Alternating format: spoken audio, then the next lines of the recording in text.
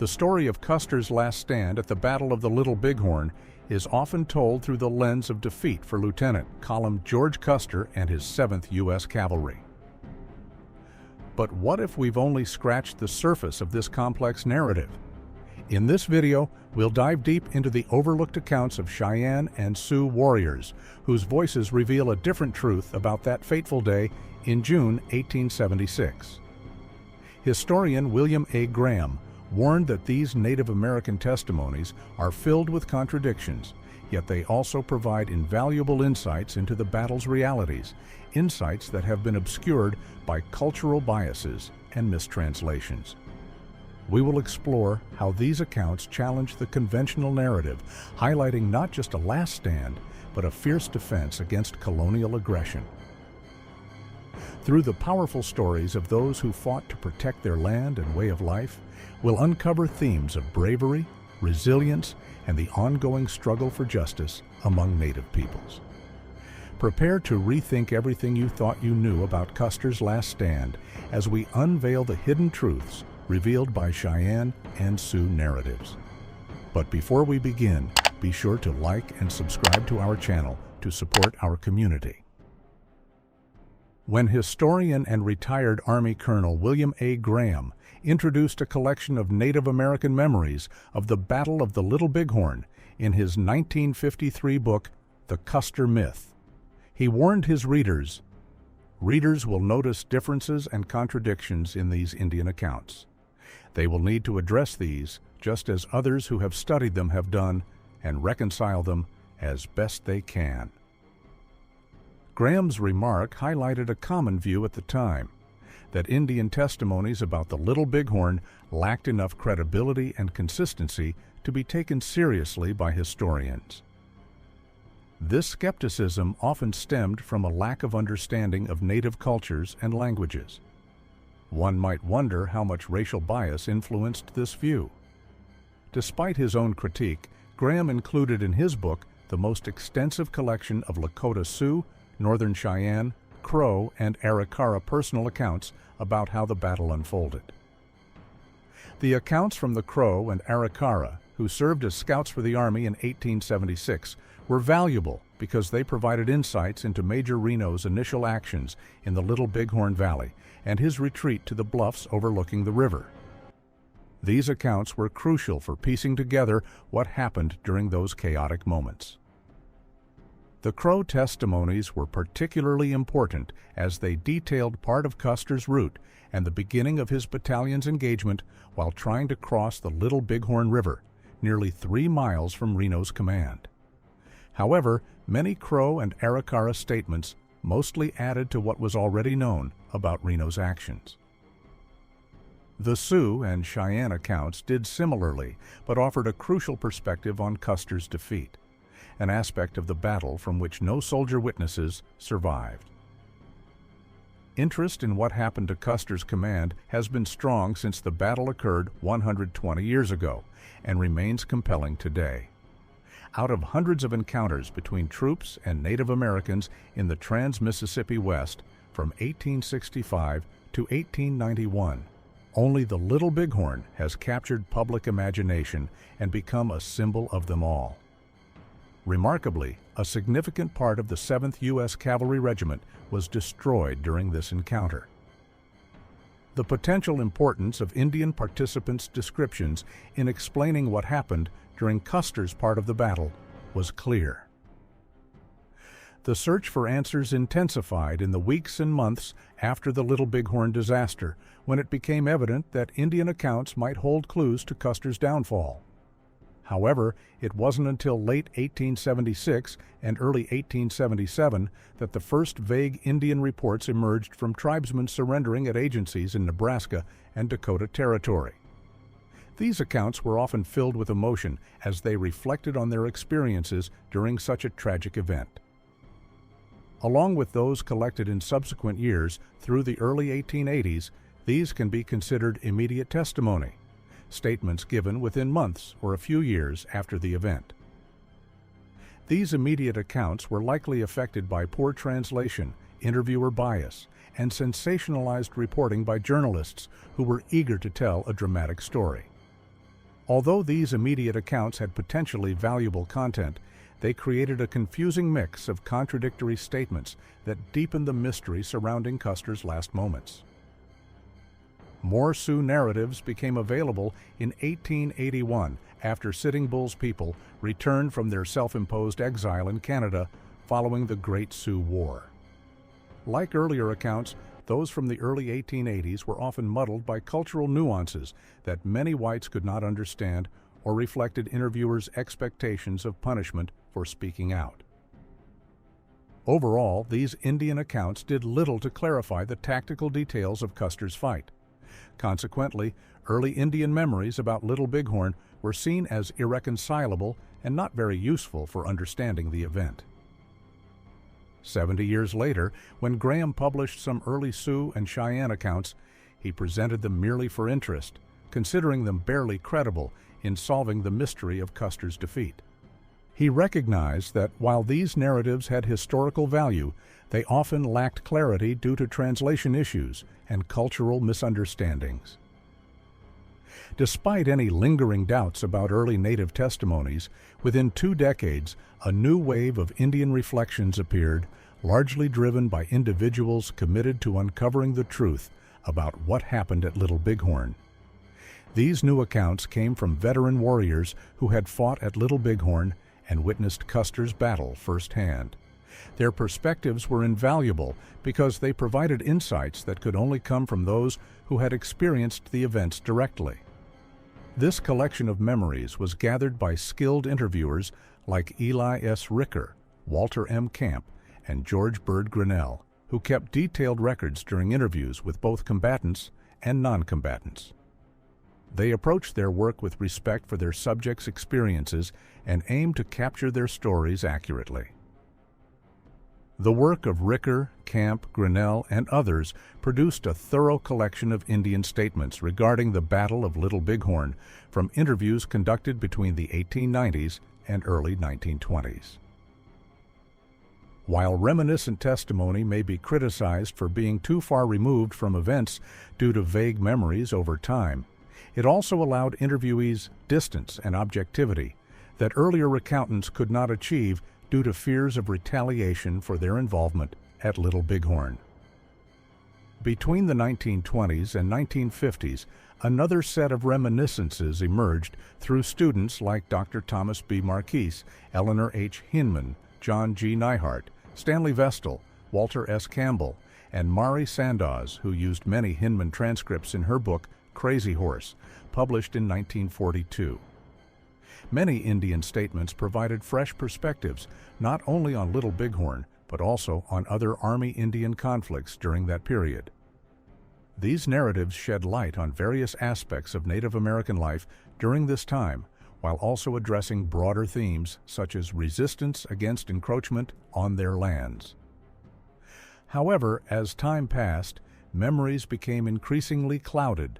Later contributions were noted more for their age than their content value.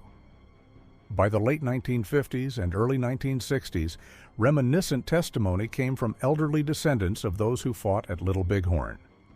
While their claims might offer some corroborative value regarding family stories passed down through generations, they were ultimately hearsay rather than first-hand accounts. Although reminiscent accounts share some typical flaws found in earlier Native testimonies, such as potential inaccuracies due to memory fading, their narratives still provide significant participant evidence that may explain how Custer's 5 cavalry companies were destroyed on June 25, 1876. Furthermore, much of this value has been confirmed by modern archaeological studies conducted on the battlefield during the 1980s and 1990s. Archaeologists uncovered artifacts that help build a clearer picture of what transpired during this infamous battle. When compared with earlier testimonies collected by Graham and others over decades past, these newer narratives have gained renewed respect regarding their accuracy due to archaeological findings that corroborated certain details mentioned by eyewitnesses. Together, these Indian accounts generally depict one or more key movements of Custer's battalion or parts thereof. a confrontation between troops and Indians at the ford of Little Bighorn River, near what is now Medicine Tail Coulee. The retreat of military forces from this ford toward a ridge where many soldiers died during what is known as Custer's Last Stand, an action at Calhoun Hill, located at one end of this ridge. The final rush by surviving soldiers from their exposed position down toward tree cover along the riverbank, where they might find shelter. With their personal touch woven into each story shared within these accounts, whether told through laughter or tears, these narratives validate these scenarios while adding others that significantly enhance existing Indian testimonies about Little Bighorn. They also represent some top examples of reminiscent testimony from around that time period, a treasure trove for historians seeking deeper understanding beyond mere facts presented in military records alone. Richard G. Hardorf presents an impressive collection from 14 Lakotas, one Northern Cheyenne individual, and a white interpreter who gained insights through interviews with many tribesmen about this battle. In each case presented by Hardorf, whether it was an elder recounting tales passed down through generations or a warrior sharing first-hand experiences, biographical details about each storyteller help clarify their connection to Little Bighorn, while also explaining how they came to be interviewed. Furthermore, Hardorf's knowledgeable evaluation of these stories alongside comparisons with other participants' accounts enriches readers' understanding not just about specific events, but also regarding all aspects surrounding Indian testimony concerning Custer's fight overall. This information is both new and exciting while being historically significant in revealing new layers about one of America's most dramatic frontier events, a moment forever etched into collective memory where bravery clashed against overwhelming odds amidst shifting landscapes, fraught with tension between cultures striving for survival amidst change beyond anyone's control. No armed conflict with American Indians has been studied as much as the Battle of the Little Bighorn. This battle took place on Sunday afternoon, June 25, 1876, and led to the complete defeat of Lieutenant Colonel George A. Custer and 5 companies of the 7th U.S. Cavalry by Sioux and Cheyenne warriors.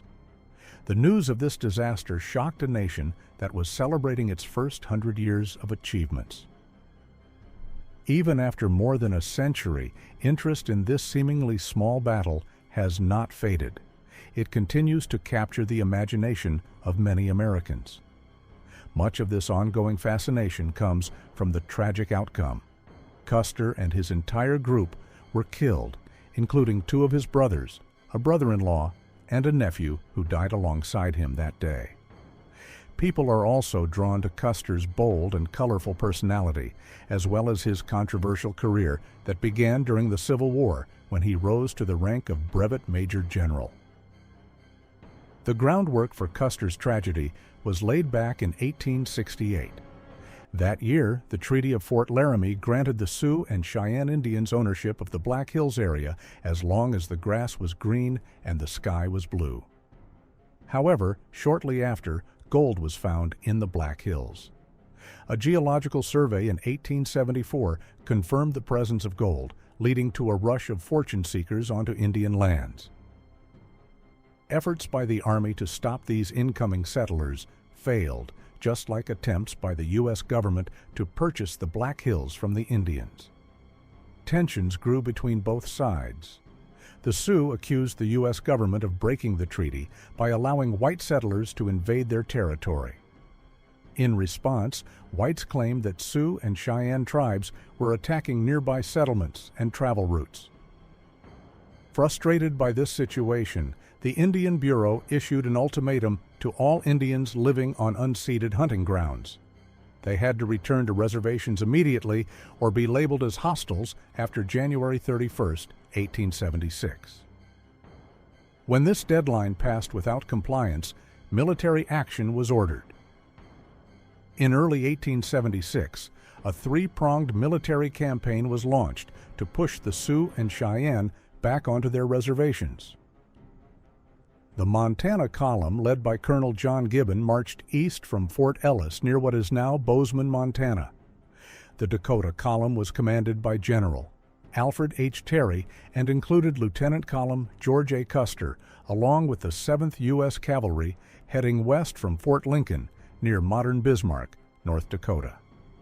These two columns were set to meet at the Yellowstone River. The 3rd column left from Fort Fetterman near present-day Sheridan, Wyoming, under General George Crook's command as it moved north into Montana. Together, these 3 units comprised nearly 3,000 men who aimed to converge near Little Bighorn by late June. In March 1876, a military unit from Crook's column, led by Colonel J.J. Reynolds, surprised a winter camp of Cheyennes along the Powder River. However, the Indians quickly regrouped and launched a counterattack, forcing Reynolds to abandon the area and retreat to Crook's main forces. This incident sparked rumors that Reynolds mishandled the situation, which eventually led to his court-martial. On June 17th, General George Crook's column of 1,300 men was caught off guard at Rosebud Creek by a large group of Sioux and Cheyenne warriors. The battle lasted all day, but resulted in surprisingly few casualties on both sides. However, it forced Crook to withdraw from the battlefield and return to his supply camp to wait for reinforcements, making him no longer a threat to the Indians. After joining forces with Colonel Gibbon's column on the Yellowstone River, the 7th Cavalry was ordered out on June 22nd to find and engage the hostiles. Custer's command included 31 officers, 585 enlisted men, 40 U.S. Indian Scouts, and around 20 packers and other civilian workers. The regiment marched up the Rosebud and set up camp near what is now Busby, Montana, on June 24th. That evening, Custer decided to leave the valley and follow the trail of the Indians westward across the Wolf Mountains into the Little Bighorn Valley. They began a night march to cross the mountains before dawn to avoid being detected by the hostiles. However, due to darkness and issues with their pack train, they could not cover much ground during the night. Consequently, their march halted at daylight, several miles short of their goal.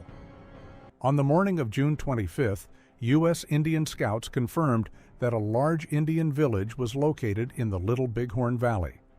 Custer was informed of this, but could not see it from his position on a rocky promontory at the divide. Meanwhile, several Indian parties spotted Custer's regiment nearby. Since hiding was no longer an option, they decided to move toward the village immediately. At noon on June 25th, they crossed over the Wolf Mountains and saw dust clouds rising above the Little Bighorn Valley about 13 miles away. Following General Terry's orders not to let any Indians escape southward, Custer sent Captain Frederick W. Benteen with companies D, H, and K southwest toward some bluffs to check if any Indians were fleeing up the Little Bighorn River. If he spotted any hostiles, he was instructed to hold them back and notify Custer right away. The remaining 9 companies were split into 3 battalions, one under Major Marcus A. Reno with companies A, M, and G, another under Captain Miles W. Keogh with companies C, I, and L, and Capt. George F. Yates, leading companies E and F.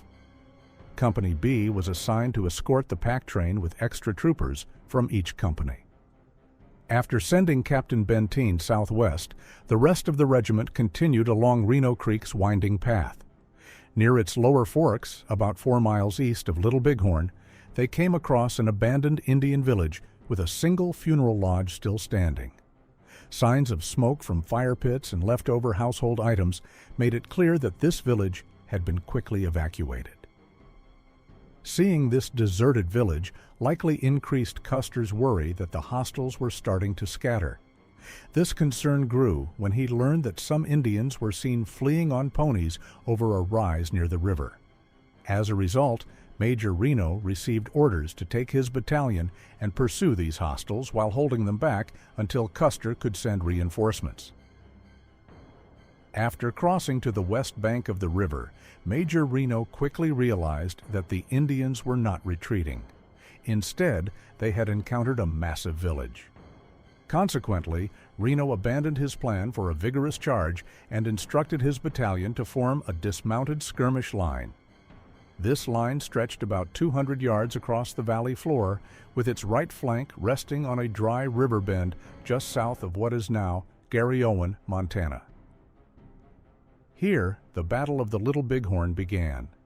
The increasing boldness and firepower of the Indian forces soon overwhelmed this skirmish line, causing it to collapse and retreat to the cover of timber along the bend. Shortly after, Major Reno deemed his position in the woods unsafe and ordered a charge toward the bluffs across the river. This charge resulted in the deaths of around 35 men from Reno's battalion. Once they reached the relative safety of the bluffs, Reno's troops were joined by Captain Benteen's battalion, which had received orders to hurry. However, since these orders did not specify that Benteen should join Custer's command, he remained with Reno's disorganized troops. Meanwhile, they could hear volley firing from downstream. Due to many wounded and the absence of Captain McDougall's pack train, both battalions remained inactive on Reno Hill. Impatient with delays, Captain Thomas B. Weir moved his company downriver about a mile toward the sound of combat. From a vantage point now known as Weir Point, they glimpsed what is now Custer battlefield. Through rising dust and smoke, they saw Indians galloping across the field while shooting at objects on the ground. Captain Weir was soon joined by the rest of the regiment. It seemed that their movements had been noticed by the Indians because many hostiles began converging on Weir Point. Seeing that their current location was inadequate for defense, both Reno and Benteen decided to retreat back to Reno Hill, where they eventually entrenched themselves. For 2 days, the troops endured attacks from the Indians while battling fatigue and fear. One officer noted that in this nightmare under the scorching sun, young boys soon became old men, as men lay in trenches beside corpses swarming with flies and maggots, fighting like seasoned veterans. This hellish ordeal ended on June 27th, when General Alfred H. Terry and Colonel John Gibbon's Montana column arrived. The survivors from Custer's command then learned of the tragic fate that befell him and his 5 companies. The exact circumstances of Custer's command's demise remain uncertain since no one survived from it. However, based on where bodies were found and combat debris scattered around, some movements of his 2 battalions can be roughly pieced together. Still, many details about their actions and what influenced them will likely remain mysteries. After sending Major Reno's battalion forward, Custer watered his horses and followed at a slower pace in the rear. Although Major Reno would expect Custer to cross into battle after him, it seems Custer was distracted by a group of mounted Indians on Reno Hill just before reaching the river. Instead of crossing over, he veered northward and reached steep bluffs along the river's east side. From there, Custer's men spotted an enormous Indian village stretching along the river as far as they could see, while below them, Reno's battalion advanced toward its southern end. From this position, a sergeant was sent with urgent orders for both Captain Benteen and the pack train to hurry up. After following along the bluffs for about a mile, 5 companies entered Cedar Coulee behind the bluffs and parallel to the river. Midway down this coulee, a trumpeter was sent with a message for Captain Benteen about finding a large Indian village and urging him to bring up supplies quickly. As trumpeter John Martin galloped away with his message, he caught a fleeting glimpse of Custer and his dust-covered troopers, the last sighting of those 5 companies alive. 2 days later, members of Gibbon's Montana column discovered mutilated bodies clustered in 4 groups on the battlefield. C and L troopers were found scattered along Calhoun Ridge. I Company was annihilated en masse in a small valley half a mile north. On Custer Hill, about 40 men fell around Custer himself. Near the river, 28 bodies lay at the bottom of a deep ravine. Although Custer's battle ended that bloody Sunday over a century ago, debates continue regarding his strategy, troop movements, and how each company was defeated. Speculation remains about whether any or all of Custer's 5 companies went to Medicine Tail Ford, or if they marched together over nigh Cartwright Ridge to reach the battlefield. Was Last Stand Hill truly where they made their stand? Did those 28 men found in Deep Ravine die while skirmishing at battle's start? Or were they fleeing from Custer Hill at battle's end? Did those doomed soldiers resort to mass suicide? These questions continue to puzzle scholars and historians alike. The evidence available for drawing conclusions is insufficient. Consequently, this entire situation is shrouded in so much speculation that separating facts from conjecture becomes nearly impossible. While there is plenty of information collected through diaries, letters, orders, and newspapers, much of it reflects individual impressions after witnessing events. The accounts by Indian combatants remain an overlooked source that provides true eyewitness perspectives on Custer's battle. To properly assess these Indian eyewitness accounts requires understanding their value aspects first. Since statements from Indian informants were given in languages foreign to their interrogators, interpreters were essential for communication during interviews. Thus, successful interviews depended on 3 people's combined efforts: informant accuracy, translator proficiency, and interrogator objectivity. However, this filtering process often yielded varying results, sometimes leading to distortions due to informant biases or translator shortcomings in understanding Indian languages or cultural nuances. Many interrogators had preconceived notions about what happened during battles. Thus, they sometimes modified information through editing processes aimed at sensationalizing results rather than ensuring historical accuracy. The interpreter's effectiveness also significantly influenced outcomes based on their ability to grasp cultural contexts while conveying subtleties between languages accurately. Most interpreters struggled with English proficiency, which raises concerns regarding recorded translations' accuracy overall. Typically dismissed due to apparent conflicts with established facts or theories surrounding events like these battles.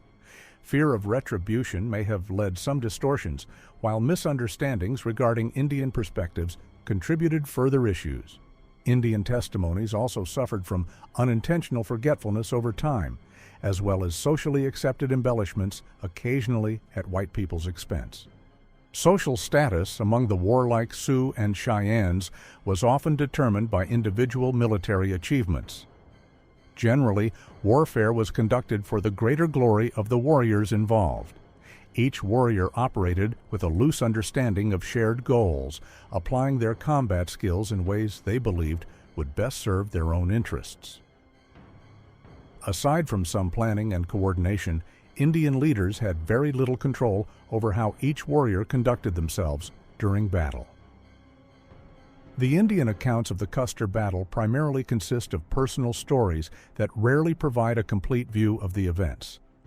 These narratives are based on individual impressions and reflect only what the storyteller personally observed, often lacking important context regarding time and place.